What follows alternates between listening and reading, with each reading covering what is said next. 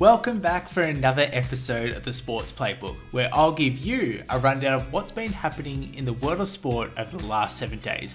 You're joined by your host, D-Moz. This week's been a huge week in sports, so you know the drill, the clock's ticking, and let's get right into it. In Rugby League, Kalyn Ponga scores his first try of the season to win a golden point thriller for the Newcastle Knights.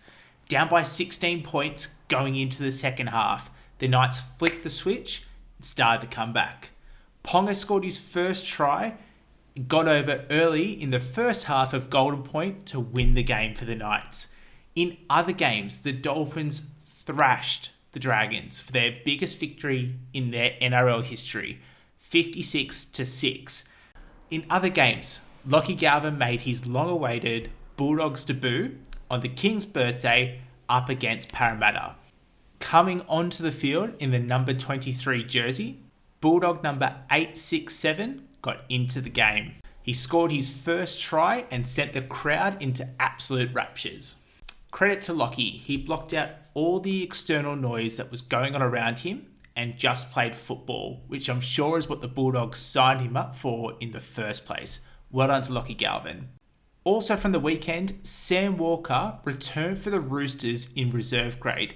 We have not seen Sam Walker playing a game of NRL since he injured his ACL back in September of 2024. In tennis, Coco Gauff and Carlos Alcaraz respectively win the women's and men's singles French Open titles. In the women's final, it was the first time that we'd seen the top two rankings go up against each other in the finals since the Australian Open final back in 2018. Gauff beat Ariane Sabalenka in a 3-set match. Gauff is the youngest American to win the French Open since Serena Williams back in 2015. And on top of that, she has now become the youngest American to win the French Open at age 21. It was a tough loss for Sabalenka though. She has now lost back-to-back women's singles finals matches. In the men's final, Jannik Sinner was on fire up against Carlos Alcaraz and looked like he would take down the defending champion. Sinner, in the fourth set, found himself up 5-3 and with 3 match points in hand. Sinner was unable to capitalise, and Alcaraz produced one of the greatest comebacks in French Open history and won the men's singles final. It was the longest men's singles finals match at 5 hours and 29 minutes on the Parisian dirt. Alcaraz was in total elation. Sinner, absolute devastation. In the AFL, Collingwood win by 1 point in a King's birthday thriller. On Monday, in front of a 77,000 crowd at the MCG, the Pies went up against the Melbourne Demons and they put on an incredible display in a 1-point thriller. The Demons clawed back the margin from 20 points down, but it still wasn't enough to take down the top of the table Pies. There was also the famous Big Free slide, which was on full display prior to the match, and it was all about raising much needed funds and awareness for Fight MND. Neil Danaher, the 2025 Australian of the Year, was there to see all the celebrity sliders go down into the 2-ton icy water.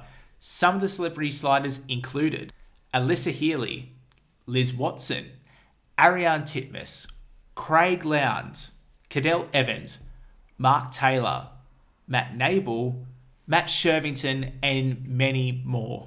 And just to call out here, Fight MND has raised over $115 million in the 11 years that it has been running, that since Neil Danaher started Fight MND. Well done to the whole team. In other games, the Crows beat the Lions by 5 points. The Swans bounced back against Richmond at the MCG. Carlton won by 8 points over the Bombers. Geelong beat the Gold Coast Suns at home, which means now it's the 9th time that the Gold Coast Suns have travelled to Geelong but have not come away with a victory. It's clearly a very tough venue for the Suns to get the victory. In basketball, the Pacers and the Thunder sit at 1 apiece in the NBA Final Series. In Game 1, the Indiana Pacers stunned OKC Thunder. Down by 1 point with 9.5 seconds to go on the clock, the Pacers had to travel the length of the court, and with 0.3 seconds left on the clock, Tyrese Halliburton made the shot, and the Pacers won by 1 point. The Indiana Pacers took the win and the lead in the series, 1-0. But in the most recent game of the series, the Thunder got their revenge over the Pacers to get the win, 123-107. Game on in the NBA Finals. In SailGP, Hugh Jackman and Ryan Reynolds buy into the Australian SailGP team. That's right, Deadpool and Wolverine have bought their way into the Australian SailGP team and now the owners of that team. For Reynolds, this is not the first time that he's invested into sporting teams. He famously purchased Wrexham alongside actor friend Rob McElhenney in 2021. And he was also part of a group of investors that spent $200 million to buy in to the Formula One French team, Alpine. The Aussie SailGP team will now be rebranded to the Bonds Flying Roos SailGP team.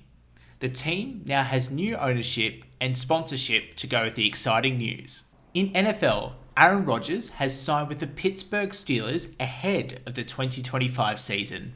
Rodgers is off to Pittsburgh right before the Steelers go to their mini camp for the preseason. Rodgers waited to the end of the 2025 NFL draft to understand different teams' movements and what their draft picks were before he came to the decision himself.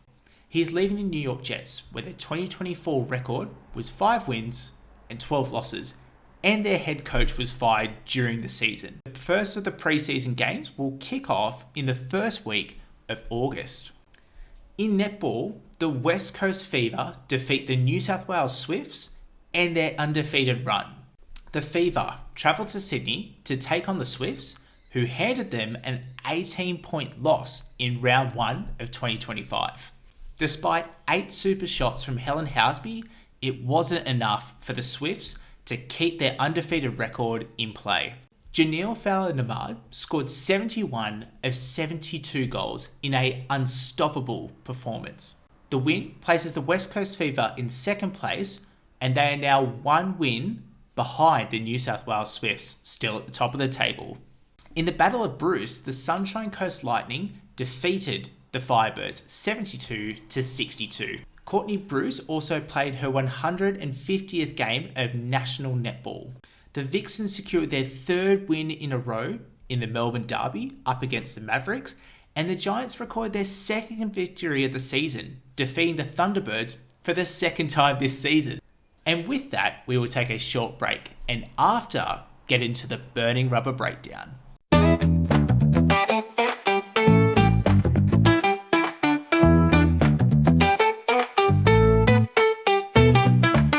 It's time for the Burning Rubber Breakdown. Let's burn it up.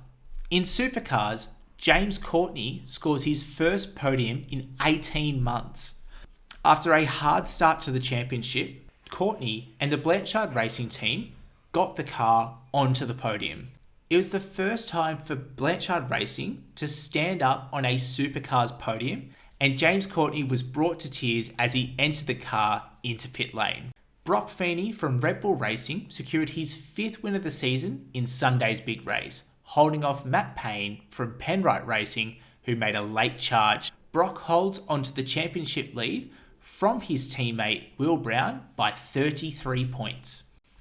That is your Burning Rubber Breakdown for the week. And now it's time to get into your fast fact for a pub chat.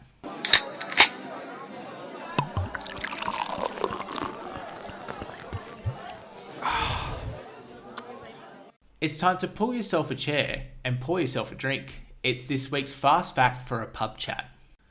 Did you know that the Indiana Pacers have made comebacks from deficits of 15 points or more 5 times in the playoffs? That is the most in a single season of playoffs since 1998. But is this the Pacers team to break the curse and win their first NBA championship? Only time will tell. Game 3 is on the 12th of June and Game 4 is on the 14th of June. Game on. That is this week's Fast Fact for a Pub Chat. And now we are into the final segment of this week's podcast. It's the Playbook Planner. Here is some sport to look forward to this weekend. In cricket, it's the World Test Championship. It's Australia taking on South Africa, starting on Wednesday the 11th of June to Sunday the 16th of June. Play will commence at 7:30 p.m. Australian Eastern Daylight Saving Time. You can only catch this live on Amazon Prime.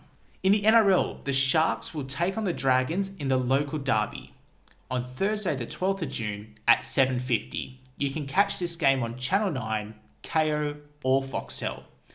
In AFL, the Hawks take on the Crows on Friday the 13th of June at 7:40. You can catch this on Channel 7, KO or Foxtel. Also in AFL, it's a top 8 clash. It's the Brisbane Lions taking on the Giants on Saturday the 14th of June at 1:20 p.m. You can catch this only on KO or Foxtel. In the World Endurance Championship, it's the 24 Hours of Le Mans from Saturday the 14th of June to Sunday the 15th of June, starting at 11 p.m. Australian Eastern Daylight Saving Time. You can only catch this race on Stan Sport. In netball, the Vixens will take on the New South Wales Swifts on Sunday the 15th of June at 2 p.m. You can catch this game on KO, Foxtel or Binge.